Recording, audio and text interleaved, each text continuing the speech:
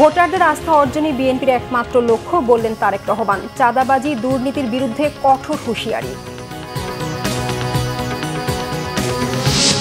বাংলাদেশের নাগরিক নন বলে টিউলিপের দাবি মিথ্যা, যুক্তরাজ্য ও বাংলাদেশি গণমাধ্যমের যৌথ তদন্ত প্রতিবেদন।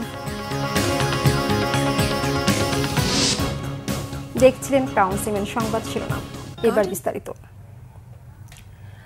আসন্ন জাতীয় নির্বাচনকে সামনে রেখে বিএনপির অন্যতম লক্ষ্য ভোটারদের আস্থা অর্জন করা বলেছেন দলের ভারপ্রাপ্ত চেয়ারম্যান তারেক রহমান। জানান, এরই মধ্যে নানা অভিযোগের পরিপ্রেক্ষিতে ৭,০০০-এরও বেশি দলীয় সদস্যের বিরুদ্ধে সাংগঠনিক ব্যবস্থা নেওয়া হয়েছে। এক ফেসবুক পোস্টে তারেক রহমান বলেছেন, বাংলাদেশে একটি জবাবদিহিমূলক রাষ্ট্র ব্যবস্থা, স্থিতিশীল প্রাতিষ্ঠানিক কাঠামো এবং গণ আকাঙ্ক্ষিত ভবিষ্যৎ গড়ে তোলা সম্ভব।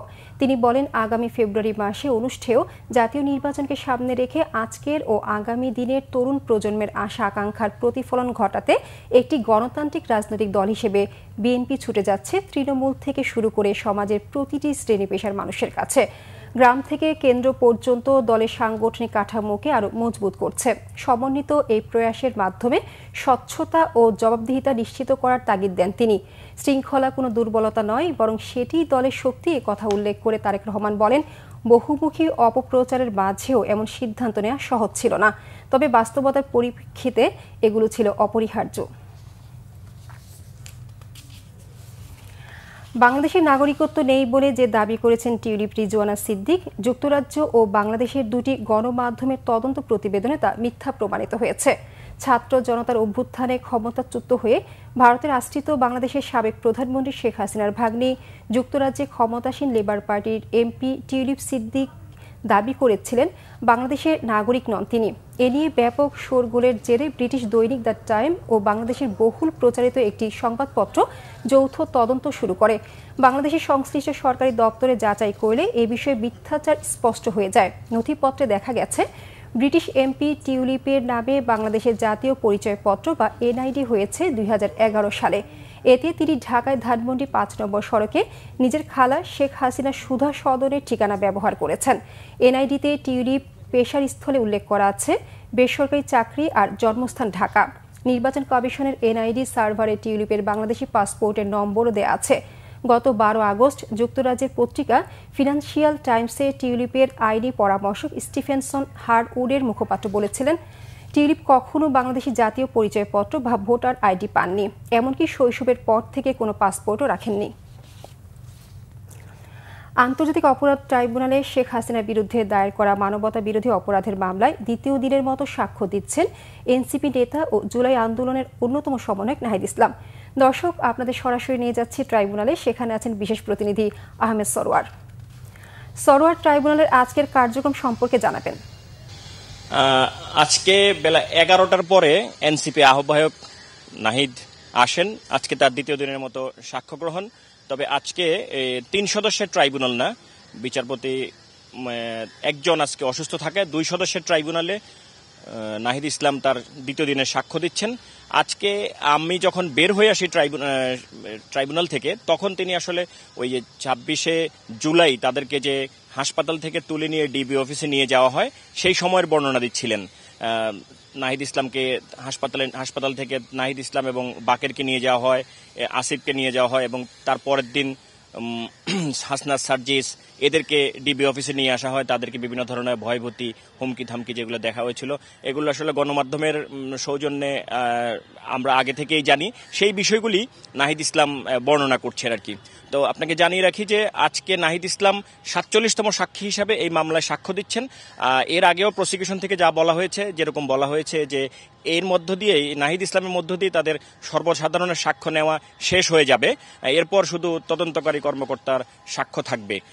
মানে আস্তে আস্তে এই মামলাটা সাক্ষ্য গ্রহণ শেষ এবং জেরার পরে শেষ হয়ে গেলে বিচার কার্যক্রম অর্থাৎ যুক্তিতর্ক দিয়ে বিচারের পরবর্তী কার্যক্রমের দিকে যাবে। সরোয়ার, আপনাকে ধন্যবাদ। আসন্ন জাতীয় নির্বাচনে পিআর পদ্ধতি বাস্তবায়ন সহ কয়েক দফা দাবিতে রাজধানীতে আজ আলাদাভাবে বিক্ষোভ মিছিল ও সমাবেশ করবে জামায়াত ইসলামী সহ ইসলামিক রাজনৈতিক দলগুলো। মিছিল ও বিক্ষোভ সমাবেশে নির্বাচনে পিআর পদ্ধতি চালুর পাশাপাশি জুলাই সনদের পূর্ণাঙ্গ বাস্তবায়ন ও নির্বাচনের লেভেল প্লেইং ফিল্ড নিশ্চিতের দাবিতে দলগুলো এই কর্মসূচি ঘোষণা করে। এছাড়া বিগত সরকারের সব নির্যাতন, হত্যা ও দুর্নীতির বিচার এবং জাতীয় পার্টি ও 14 দলের কার্যক্রম নিষিদ্ধ করার দাবিও রয়েছে। জোহর নামাজের পর বায়তুল মোকাররম মসজিদের উত্তর প্রাঙ্গণে বিক্ষোভ মিছিল করবে ইসলামী আন্দোলন বাংলাদেশ। অন্যদিকে বিকেলে জাতীয় মসজিদের দক্ষিণ ফটকের সামনে সমাবেশের পর বিক্ষোভ মিছিল করবে জামায়াত। আর উত্তর ফটকে বিক্ষোভ মিছিল করবে বাংলাদেশ খেলাফত মজলিস, খেলাফত আন্দোলন ও বাংলাদেশ নেজামে ইসলাম পার্টি। এছাড়া জাতীয় গণতান্ত্রিক পার্টি জাকপা বিকেল 4:30টায় বিজয়নগর পানির ট্যাঙ্কের সামনে বিক্ষোভ মিছিল করবে। নরসিংদী সদর উপজেলার আলোকবালিতে বিএনপির 2 গ্রুপের সংঘর্ষে গুলিবিদ্ধ হয়ে একজন নিহত হয়েছেন। আহত হয়েছেন অন্তত 5 জন। এই ঘটনায় এলাকায় উত্তেজনা বিরাজ করছে। ভোরে আলোকবালি ইউনিয়ন বিএনপি আহ্বায়ক শাহ আলম চৌধুরী ও বহিষ্কৃত সদস্য সচিব আব্দুল কাইয়ুম মিয়া গ্রুপের মধ্যে এই সংঘর্ষের ঘটনা ঘটে। বহিষ্কৃত সদস্য সচিব কাইয়ুমের গ্রুপে রয়েছে নরসিংদী সদর থানা স্বেচ্ছাসেবক দলের যুগ্ম আহ্বায়ক নায়েব আলী। তবে স্থানীয়রা বলছেন বিএনপির উভয় গ্রুপের সাথে আওয়ামী লীগের নেতাকর্মীও রয়েছেন। নিহত ইদন মিয়া মুরাদনগর গ্রামের বাসিন্দা। মরদেহ ময়না তদন্তের জন্য সদর হাসপাতাল মর্গে পাঠানো হয়েছে। স্থানীয়রা বলছে 2024 সালের 5 আগস্টের পর উভয় গ্রুপের মধ্যে আধিপত্যকে ঘিরে বিভাজন তৈরি হয় এবং সেই বিভাজন থেকে আজকের সংঘর্ষের সূত্রপাত। নদী থেকে বালু উত্তোলন, দখল ও আধিপত্য নিয়ে আলোকবালি ইউনিয়ন বিএনপি আহ্বায়ক শাহ আলম চৌধুরী ও সম্প্রতি দলীয় শৃঙ্খলা ভঙ্গের অভিযোগে বহিষ্কার একই কমিটির সদস্য সচিব আব্দুল কাইয়ুম মিয়া পরস্পর বিরুদ্ধে জড়ায়। পাশাপাশি দলীয় কর্মসূচিও তারা আলাদা পালন করেন। এদিকে পরিস্থিতি সম্পূর্ণ নিয়ন্ত্রণে রয়েছে বলে জানিয়েছে পুলিশ। দীর্ঘ 17 বছর পর সাতক্ষীরার তালা উপজেলায় জাতীয়তাবাদী মহিলা দলের কর্মী সমাবেশ হচ্ছে। উপজেলার কুমিরা হাই স্কুল মাঠে এই কর্মী সমাবেশ হচ্ছে। তালা উপজেলা মহিলা দল আয়োজিত সমাবেশে প্রধান অতিথির বক্তব্য রাখবেন মহিলা দলের কেন্দ্রীয় কমিটির সভাপতি আফরোজা আব্বাস। কর্মী সভার উদ্বোধন করবেন কেন্দ্রীয় বিএনপির প্রকাশনা বিষয়ক সম্পাদক ও সাবেক এমপি হাবিবুল ইসলাম হাবিব। প্রধান বক্তা সাতক্ষীরা জেলা বিএনপির আহ্বায়ক রহমাতুল্লাহ পলাশ।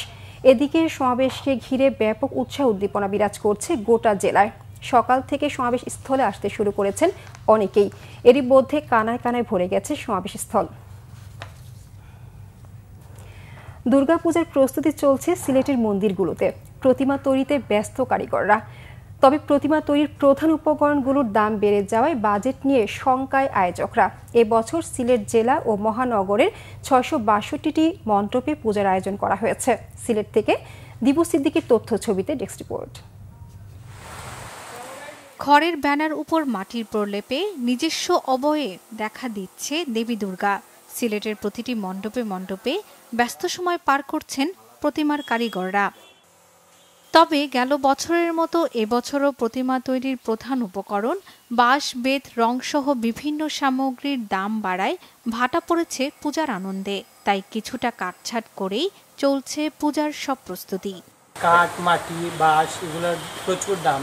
এর তুলনায় আমরা প্রতিমাগুলোর দাম বাড়িয়ে দিয়েছি। বাঁশের দামটা মনে করেন প্রত্যেক বছর থেকে এবার 3 গুণ দাম আমাদের বাঁশের।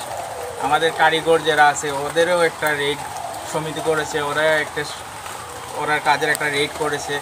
সব কিছু মিলিয়ে আমাদের সব কিছুর দাম অনেক বৃদ্ধি। এবারে পূজাটা আশা করছি যাতে সুষ্ঠুভাবে শান্তিপূর্ণভাবে সম্পন্ন যাতে হয় আর কি। সরকারি সহযোগিতা বাড়ানোর দাবি পূজা উদযাপন পরিষদের নেতাদের। বিগত বছর যেভাবে এই সম্প্রীতি নগরীতে সকল রাজনৈতিক দল, প্রশাসন সহ সবাই, আইন শৃঙ্খলা রক্ষাকারী বাহিনী সহ সবাই যেভাবে সার্বিক সহযোগিতা করেছেন, আমরা আশা করি এবছরও অত্যন্ত সুন্দর এবং শান্তিপূর্ণভাবে আমাদের শারদীয় দুর্গোৎসব আমরা পালন করতে পারব। 21 অক্টোবর মহালয়ের মধ্য দিয়ে শুরু হবে পূজার আনুষ্ঠানিকতা। এবছর দেবী মর্তে আসবেন হাতিতে, বিদায় নেবেন পালকিতে। শর্মিলা কেয়া, বাংলাভিশন নিউজ ডেস্ক। এই ছিল এখনকার মতো। পরের সংবাদ দুপুর 2টায়। এর আগে একটা রয়েছে নিউজ টপ 10 দেখার আমন্ত্রণ রইল। এছাড়া বাংলাভিশন সংবাদ ও সংবাদ সংশ্লিষ্ট অনুষ্ঠান দেখতে ভিজিট করুন www.bvnews24.com ও facebook.com/banglavisionnews এবং সাবস্ক্রাইব করুন youtube.com/banglavisionnews। ধন্যবাদ সবাইকে।